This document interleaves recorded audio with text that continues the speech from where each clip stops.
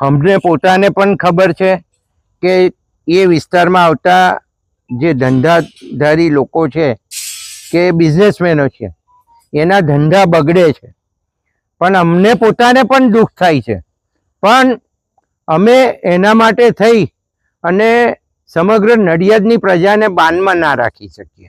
આ કામ કરવું જરૂરી છે અને એટલા માટે સૌને બે હાથ જોડીને વિનંતી કરું છું, જય મહારાજને પ્રાર્થના કરું છું કે આ કામ તમારું થાય છે, ગામનું થાય છે. લોકો આ નડિયાદ સિટીનો, નડિયાદ કમળાનો આ મુખ્ય કાંસ છે અને આખા કાંસ ઉપર કોક અમુક જગ્યાએ આ કાંસની કામગીરી શરૂ થઈ ગઈ છે. અમે જે ભાગ પર આવ્યા છીએ પહેલો ભાગ છે એ ટેકનિકલ સ્કૂલના મહિલા આર્ટ્સ કોલેજ છે. એટલે મહિલા આર્ટ્સ કોલેજમાં જવા માટે એક બ્રિજ જરૂરી હતો, એટલે આ બ્રિજ આપણે અહીંયા મુકાયો છે અને આ જેટલી હાઈટ દેખાય છે એટલી હાઈટ ઉપર એટલો ઊંચો થશે અને નીચેનું બોટમ લેવલ દેખાય છે એ લગભગ મને એવું લાગે છે કે 17 થી 18 ફૂટ કેટલું છે નીચેથી બોટમ, 4 મીટર, એટલે 13-14 ફૂટ જેવું આખું બોટમ લેવલથી નીચેનો કાંસ ખુલ્લો થઈ જશે. એટલે એમના કહેવા મુજબ જે કોન્ટ્રાક્ટર ને એન્જિનિયરના કહેવા મુજબ જે ઓરિજિનલ એનું બોટમ લેવલ છે એ અત્યારે જે આપણે કર્યું છે એ બોટમ લેવલ છે અને એ બોટમ લેવલથી કાંસ જે પાછળ છે એ આ લેવલ મુજબ આખો કાંસ છેક સુધી જવાનો. એટલે આ વચ્ચે કામ ચાલુ છે બધે, એટલે એ કામ પણ તમને દેખાડતા જઈએ કે જે સરદાર સાહેબના સ્ટેચ્યુ આગળ જે કાંસ અત્યારે તોડ્યો એમાં પણ એક મશીન અત્યારે ચાલુ છે ને એ પણ આગળ જોવા મળશે.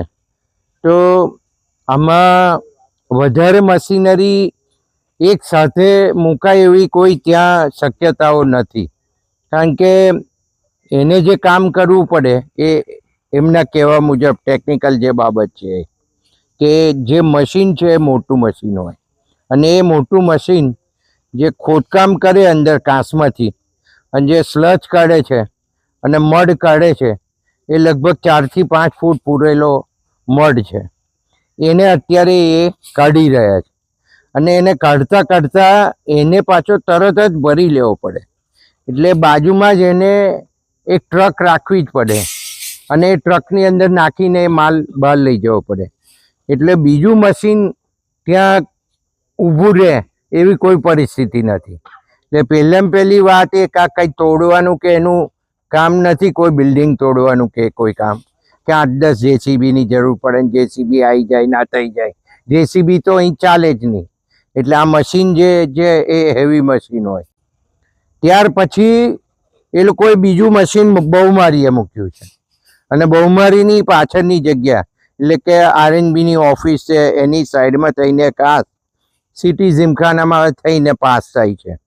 તો એ બીજું મશીન એ જગ્યાએ છે એ લોકોનું અને એ જગ્યાએ જે પાઇપ્સ છે જે નાખેલા પાઇપ એ બહાર કાઢવાની કામગીરી ચાલુ છે.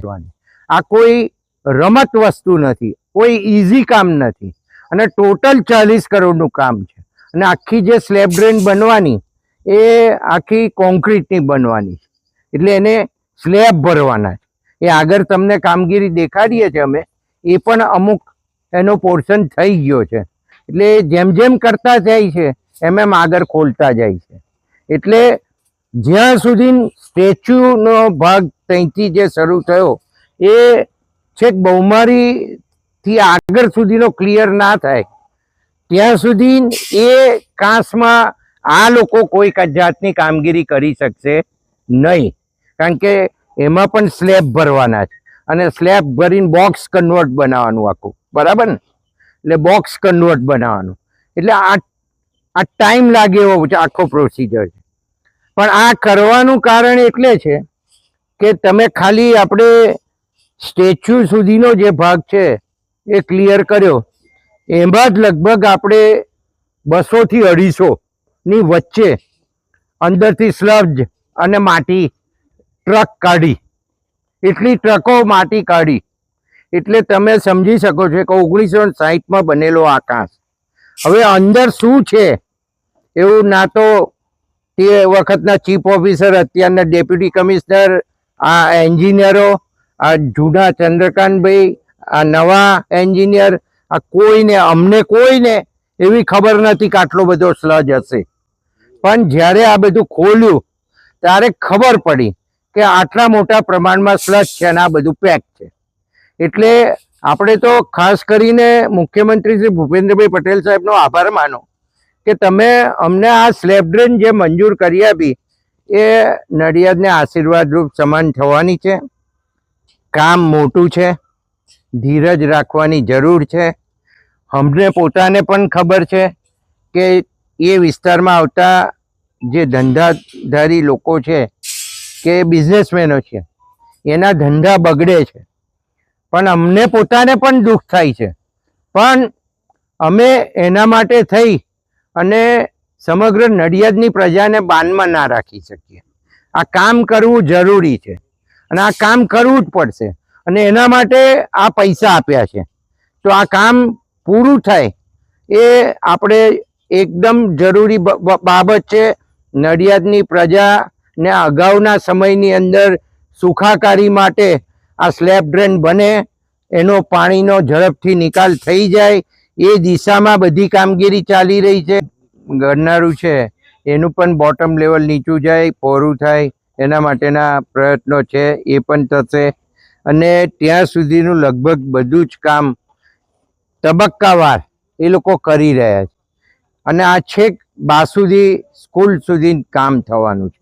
એટલે બાસુદી સ્કૂલ સુધી કામ થવામાં વાર તો લાગવાની જ છે અને એટલા માટે સૌને બે હાથ જોડીને વિનંતી કરું છું, જય મહારાજને પ્રાર્થના કરું છું કે આ કામ તમારું થાય છે, ગામનું થાય છે, લોકોનું થાય છે, કોઈના ઘરનું થતું નથી.